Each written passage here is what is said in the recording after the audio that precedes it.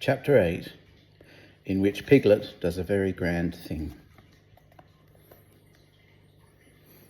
Halfway between Pooh's house and Piglet's house was a thoughtful spot, where they met sometimes when they had decided to go and see each other, and as it was warm and out of the wind, they would sit down there for a little and wonder what they would do now that they had seen each other. One day, when they had decided not to do anything, Pooh made up a verse about it so that everybody should know what the place was for. This warm and sunny spot belongs to Pooh, and here he wonders what he's going to do. Oh, bother, I forgot. It's Piglet's too. Now, one autumn morning when the wind had blown all the leaves off the trees in the night and was trying to blow the branches off, Pooh and Piglet were sitting in the thoughtful spot and wondering. What I think, said Pooh, is I think we'll go to Pooh Corner and see Eeyore, because perhaps his house has been blown down and perhaps he'd like us to build it again. What I think, said Piglet, is I think we'll go and see Christopher Robin, only he won't be there, so we can't.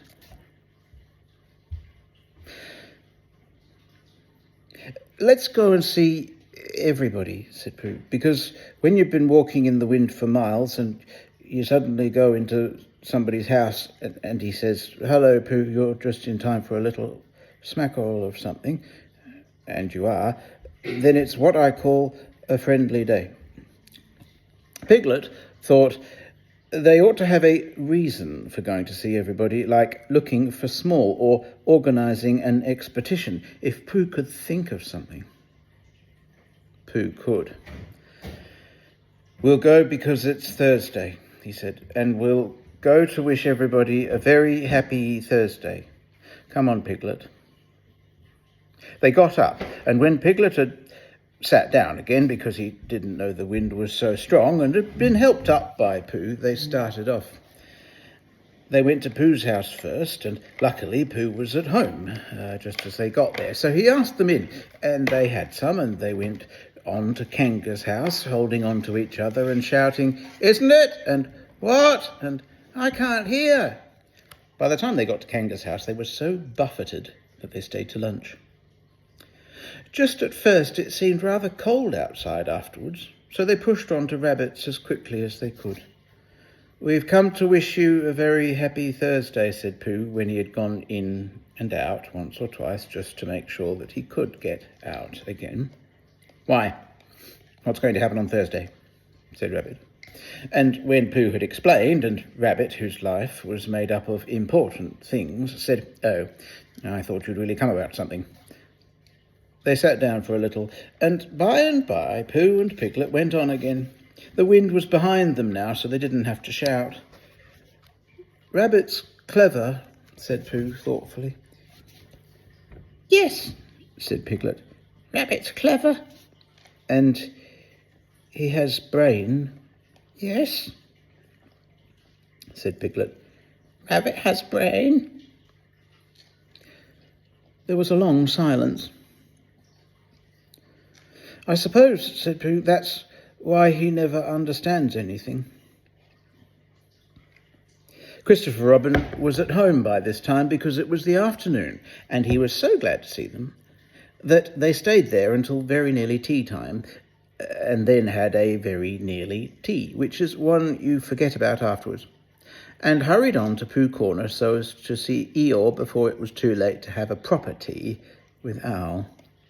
"Hello, Eeyore," they called out cheerfully.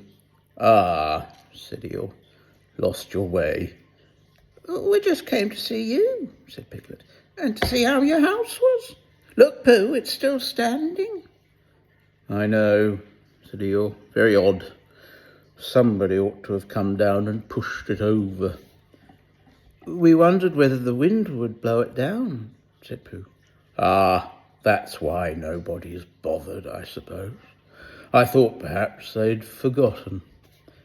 "Well, we're very glad to see you, Eeyore, and now we're going to see Owl." That's right. You'll like Owl. He flew past a day or two ago and noticed me. He didn't actually say anything, mind you, but he knew it was me. Very friendly of him, I thought. Encouraging. Pooh and Piglet shuffled about a little and said, Well, goodbye, Eeyore, as lingeringly as they could, but they had a long way to go and wanted to be getting on. Goodbye, said Eeyore. Mind you don't get blown away, little Piglet. You'd be missed. People would say, where's little Piglet been blown to? Really wanting to know. Well, goodbye, and thank you for happening to pass me. Goodbye, Said Pooh and Piglet for the last time, and they pushed on to Owl's house. The wind was against them now, and Piglet's ears, I need to show you this, streamed behind him like banners. Whoops, I missed the previous one. Sorry. There we go. There's Pooh and Piglet getting blown around. I'm supposed to show you that no, there was no other ones. Good, excellent. As he fought his way along, and it seemed hours before he got them into the it got them, as in his ears, into the shelter of the 100 Acre Wood. And they stood up straight again to listen, a little nervously, to the roaring of the gale among the treetops. There we go. Supposing a tree fell down, Pooh, when we were underneath it? Supposing it didn't, said Pooh after careful thought. Piglet was comforted by this, and in a little while they were knocking and ringing very cheerfully at Owl's door. Hello, Owl, said Pooh. I hope we're not too late for... how are you, Owl? Piglet and I just came to see how you were because it's Thursday. Sit down, Pooh. Sit down, Piglet, said Owl kindly. Make yourselves comfortable. They thanked him and made themselves as comfortable as they could. Because, you see, Owl, said Pooh, we've been hurrying so as to be in time so as to see you before we went away again. Owl nodded solemnly. Correct me if I am wrong, he said. But am I right in supposing that it is a very blusterous day outside? Very, said Piglet, who was quietly thawing his ears and wishing that he was safely back in his own house. I thought so, said Owl. It was on just such a blusterous day as this that my Uncle Robert, a portrait of whom you see upon the wall on your right, Piglet, while returning in the late forenoon from a... What's that? There was a loud cracking noise. Look out, cried Pooh. Mind the clock. Out of the way, Piglet. Piglet, I'm falling on you. Help! Cried Piglet. Pooh's side of the room was slowly tilting upwards, and his chair began sliding down on Piglet's. The clock slithered gently along the mantelpiece, collecting vases along the way, until they had all crashed together onto what had once been the floor, but was now trying to see what it looked like as a wall. Uncle Robert, who was going to be the new hearthrug, was bringing the rest of the wall with him as carpet, and met Piglet's chair just as Piglet was expecting to leave it, and for a little while it became very difficult to remember which was really the north. Then there was another loud crack. Owl's room collected itself feverishly, and there was silence. In a corner of the room, the tablecloth began to wriggle. Now, that's what's just happened, and I was supposed to tell you about that, show you that a little bit before, but here we go. In the corner of the room, a tablecloth began to wriggle. Then it wrapped itself into a ball and rolled across the room. And then it jumped up and down once or twice and put out 2 ears. It rolled across the room again and unwound itself. There you go, a bit more Piglet, right? Pooh? Said Piglet nervously. Yes, said one of the chairs. Where are we? I'm not quite sure, said the chair. Are we in Owl's house? I think so, because we were just going to have tea, and we haven't had it. Oh, Said Piglet. well, did Owl always have a letterbox in his ceiling? Oh, has he? Yes, look. I can't, said Pooh. I'm face downwards under something, and that, Piglet, is a very bad position for looking at ceilings. Well, he has, Pooh. Perhaps he's changed it, said Pooh, just for a change. There was a disturbance behind the table in the other corner of the room, and Owl was with them again. There we go.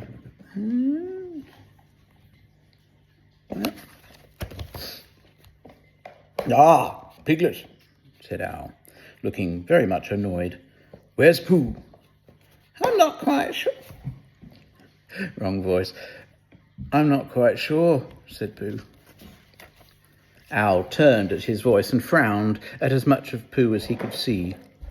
Pooh, said Owl severely, did you do that? No, said Pooh humbly. I don't think so. Then who did? I think it was the wind, said Piglet. I think your house has blown down. Oh, is that it? I thought it was Pooh.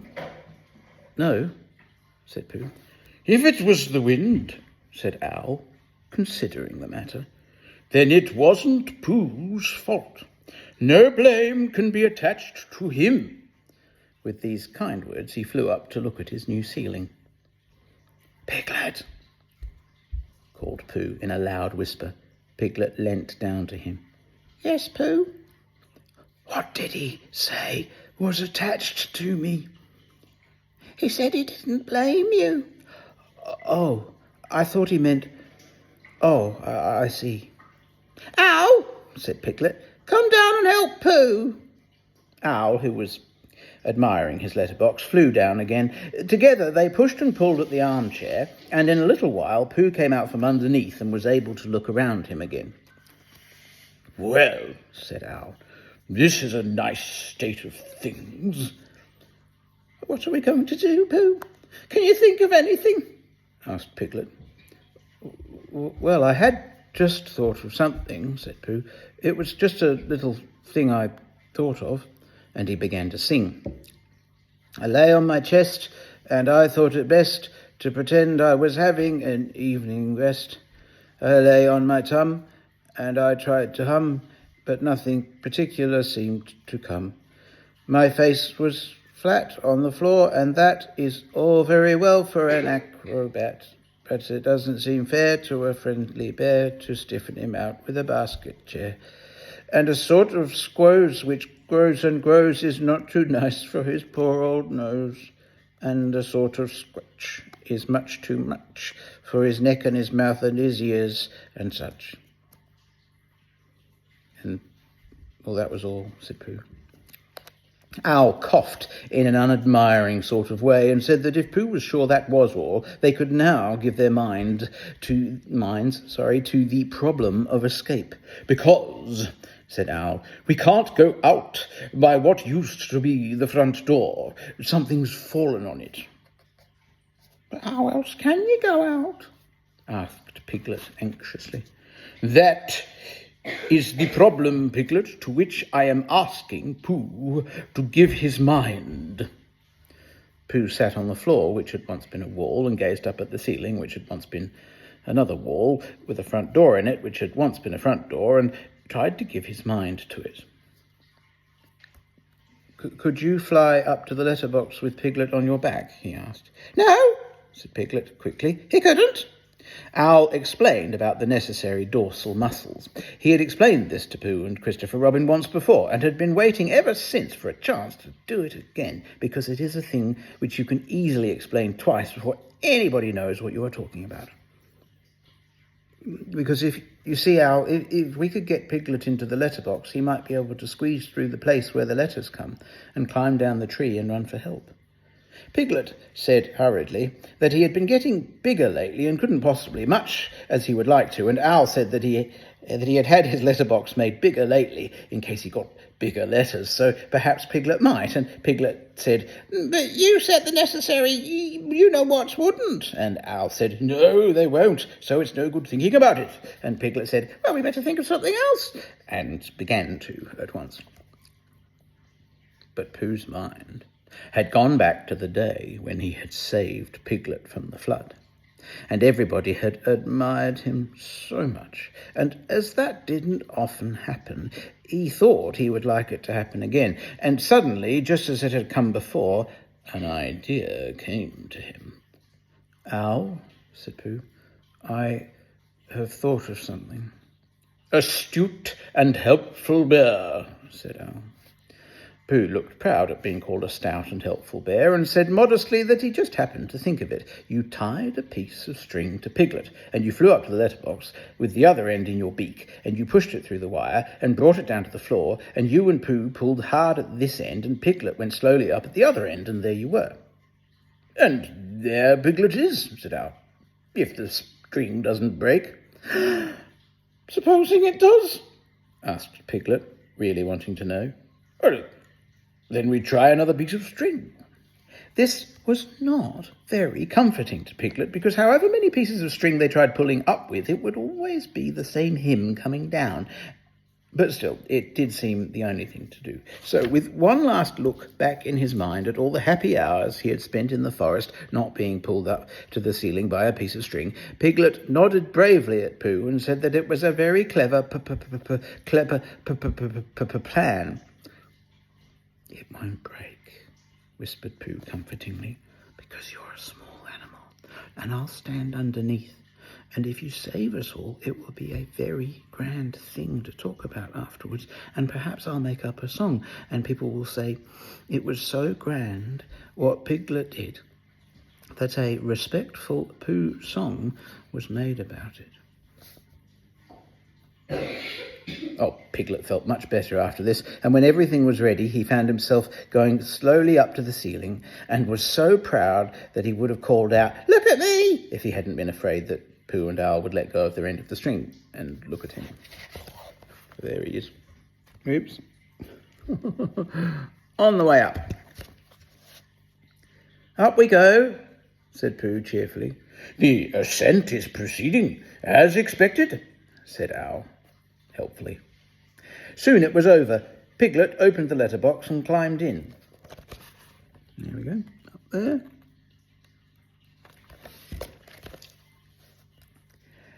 Then, having untied himself, he began to squeeze into the slit, through which, in the old days, when front doors were front doors, many an unexpected letter that Wal had written to himself had come slipping. He squeezed and he squoze, and then with one last squeeze, he was out. Happy and excited, he turned round to squeak a last message to the prisoners. It's all right, he called through the letterbox. Your tree is blown right over, Al, and there's a branch across the door, but Christopher Robin and I can move it, and we'll bring a rope for Pooh, and I'll go and tell him now, and I can climb down quite easily. I mean, it's dangerous, but I can do it all right, and Christopher Robin and I will be back in half an hour. Goodbye, Pooh. And without waiting to hear Pooh's answering, goodbye, and thank you, Piglet, he was off. Half an hour, said Al, settling himself comfortably. That will give us just enough time for me to finish that story I was telling you about my Uncle Robert, a portrait of whom you see underneath you. Now, let me see, where was I? Oh, yes, it was on just such a blusterous day as this that my Uncle Robert... Pooh closed his eyes.